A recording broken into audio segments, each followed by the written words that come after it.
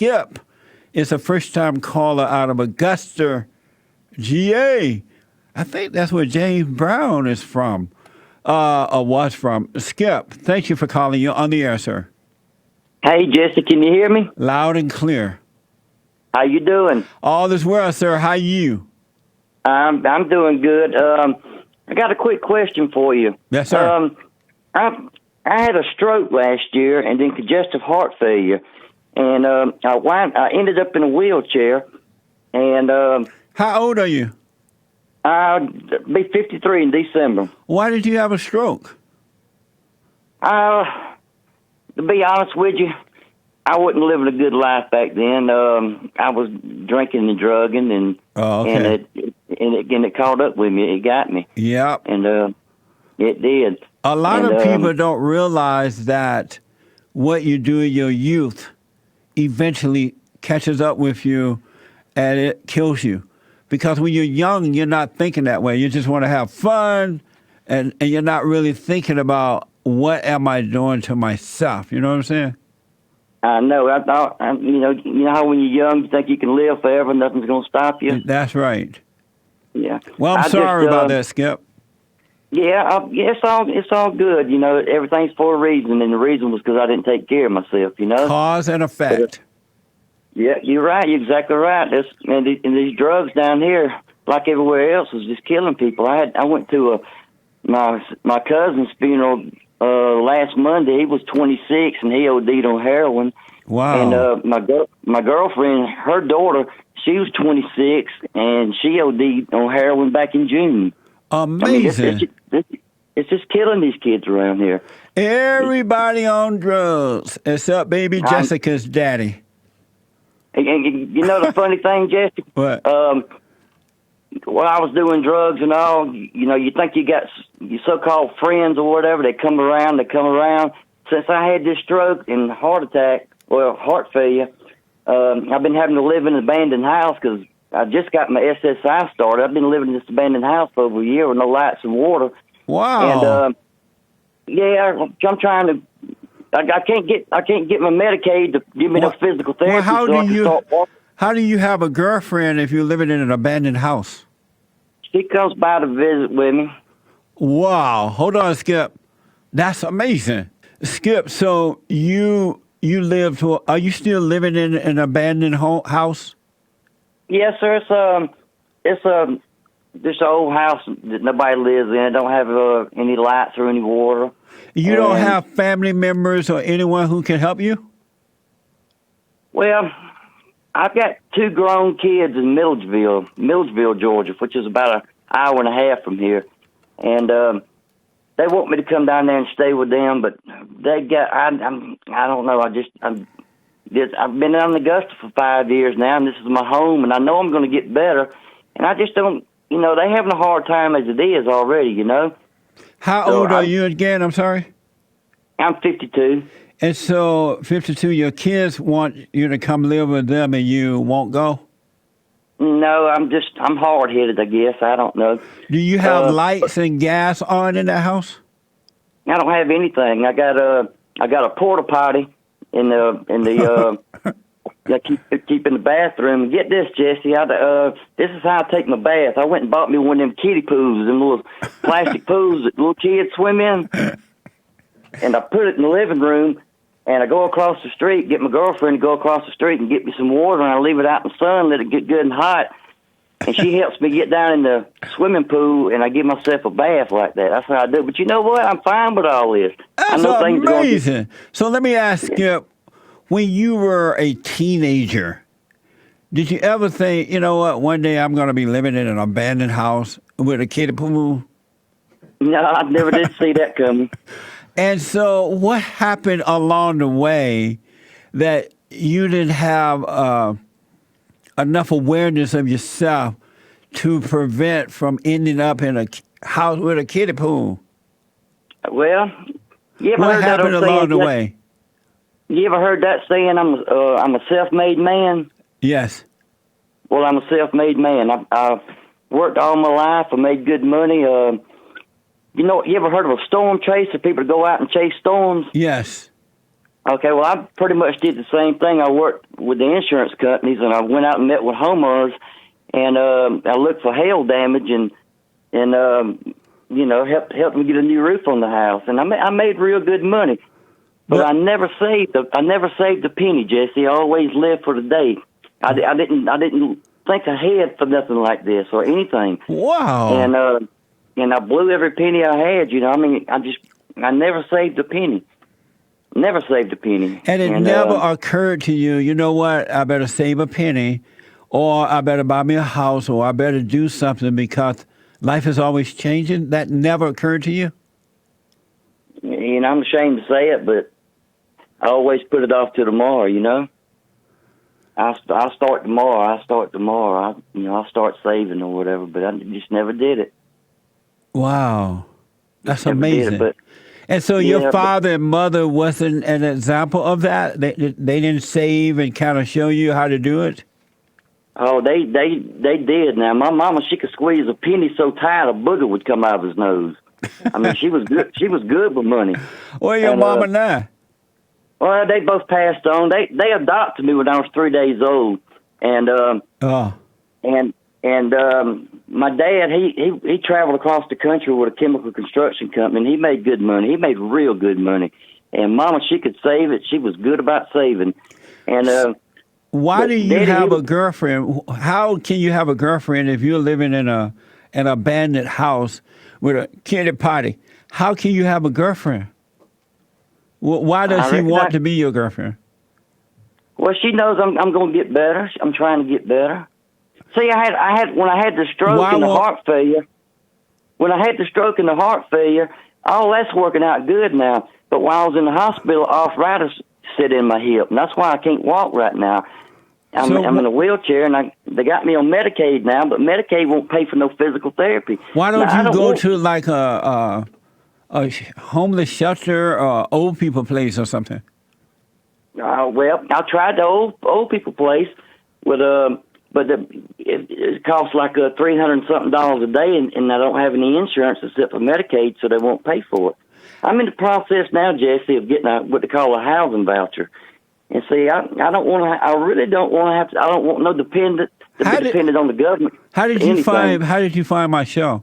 If you're living in an abandoned home with no electricity. All right, here's the deal. I found you on YouTube. I got I watch you every day. I watch you every single day, and I laugh with you, and sometimes I want to cry for you sometimes for all the idiots that you have on there, and something you've taught me is I don't know how you do it, Jesse. Hold on. You don't let anybody. Hold on, buddy. Hold on. Amazing. So, Skip, you were saying there's one thing you like about what I do? Oh, I love what you do. I learned a lot from you, and one of the main things I learned from you is how not to let people trigger me. I don't know how you do it, man. You got so many idiots to call in, and they try to trigger you, but you don't fall for it. You stay right on focus. And the key is, Skip, is that God, and I have to say that's who did it because it's a spirit, and He did it. He took the spirit of anger out of my mind, out of my body. He took it away from me 29 years ago. And so when people try to cause me to overreact, I cannot overreact because I don't have anything to overreact from within me. It's not there. And so that's why. And anyone who overcomes anger cannot be controlled by the world around them. You're exactly right. I had a lot of anger in my life growing up. I told you I was adopted, and my dad traveled, so my mom, she pretty much raised me, and I took on her character. I took on her anger. Yeah. And I'm going to tell you something a long time ago. They both passed on now. Daddy died in 85, and she passed on in 95. And there was a lot of violence when I was growing up. I mean, Daddy, he was a bad alcoholic, and he'd run around on Mama, and he would beat on us sometime, and we'd have to lock ourselves up in the bedroom. I've had to take guns away from him when I was 12 and 13 to keep him from hurting Mom and everything. Why were you locking up in the bathroom? He wasn't after you, just after Mama. Why did they? Well, why did Mama lock you?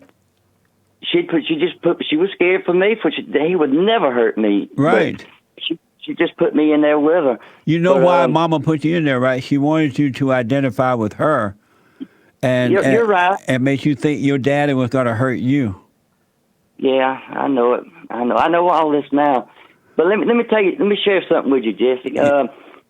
My mom and daddy, they adopted me when I was 3, and they love me. I know they love me. Love me more than anything in this world. But they never said I love you. I got more fingers on my left hand than I heard either one of them ever say I love you to me or to each other, or I ever said it to them.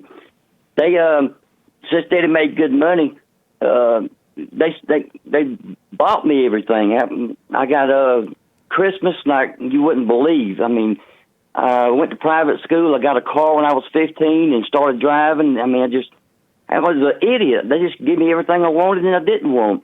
But that was their way of showing me they loved me, and I couldn't understand that. And then it hit me one day. I said, I know why Mom and Daddy never could tell me express their love, because I remember Mama telling me a story. See, they were real poor, and Mama was a white sharecropper. Her family, they lived down in Wilkinson County. I mean, they were poor. She was born back in 27. Anyhow, her daddy was an alcoholic, and my daddy's daddy was an alcoholic, and they was all dysfunctional. And I realized it, Jesse, one day. I said, you know what? You know why they couldn't tell me they loved me? Because they never heard love. They were never told that they parents loved them. Yeah. So I had to forgive them, even though they were dead. I had to forgive them for that. Yes, absolutely. And it brought peace to me. It really brought peace to me, even though of course. I knew. Yeah, but I still identified with my mom, and I didn't really realize that until I started listening to you. And that's where my anger comes from. Yes, it really comes. It comes from being just like my mama. Every man who has anger is a woman. It's because the anger of a man is that of a woman. Men don't naturally have anger. Men naturally have love. They naturally have love, but in their childhood, that love is taken away from them and replaced with the anger of their mothers or grandmothers. You're right, Jesse. You're exactly right. I talk to my kids every day on the phone. They call me or I call them. And before we hang that phone up, we always say I love you to each other. Let me ask this. It just comes natural. Yes. Is it possible that you ended up in your condition because they spoiled you by giving you too much? You're exactly right. Yeah. You're exactly right. They gave me everything I wanted. I didn't actually grow up really until my mom died in '95. Yeah. And I realized then I've got to go to work. I don't have nobody to take care of me anymore. Yeah. Did you do the same thing? Did you spoil your kids? No, I never did that. Never believed in that. Oh, good. Which I wasn't at home much, Jesse. I guess we divorced when they were about 4 or 5. Oh, okay. And they're 24 and 26 now. Skip. So let me tell you this because I'm running out of time here. I'm looking at the clock. So you have a computer in this house that you're living in, and that's how you hear the show, right? No, I watch it on my cell phone. I plug it up to my lighter in the truck to keep the battery going. That's amazing. I ain't never heard nothing like this. That is amazing. I appreciate that, man. Well, I tell you what, I love you, Jason. I appreciate everything you do for me and for everybody out there that'll listen to you. Wow. Look, I did have one quick. I have one quick question I want to ask. Won't take but a minute. I promise. Okay. All right. Okay. When it gets towards the end of the month, I run out of money because I get $750 a month. By the time I pay my insurance on my vehicle and my phone and eat every day, and I keep ice in my cooler every day to keep my food cold, and that costs $2 a day for ice. So that's $60 a week, a month right there. So that little $750 don't go far. So sometimes I run out of money with about 4 or 5 days left in the month, and I get Stacy to take me down to the corner. And I'm embarrassed to say this, but I get her to take me down to the corner, and I hold up a sign that says "We'll work for food." Now, Stacy is your girlfriend, right? What, Jesse? Your girlfriend name is Stacy? Yeah. Okay. Stacy. All right. Go ahead. Read the question real fast. Okay. You would not believe, Jesse, out I don't sit there but maybe an hour to get enough money to get something to eat that day, and then I'll go back. Well, I don't sit there and try to bum a whole bunch of money. But you would not believe, I promise you, it's probably 95% black people that give me money, and white people will sit there at the red light and look the other way. I mean, it's amazing, Jesse. That's amazing. Let me tell you this, Skip. Do my silent prayer. Go to the silentprayer.video. I want you to start doing that. And amazing things will continue to happen for you. Will you do the prayer? I will, Jesse, and things are getting better. It sounds rough being in this house, but it's okay, Jesse. No, I'm okay with it. No, I'm glad you're there. This is going to help you. It's good for you. But do the silent prayer, and God is with you, all right? Thank you, Jesse.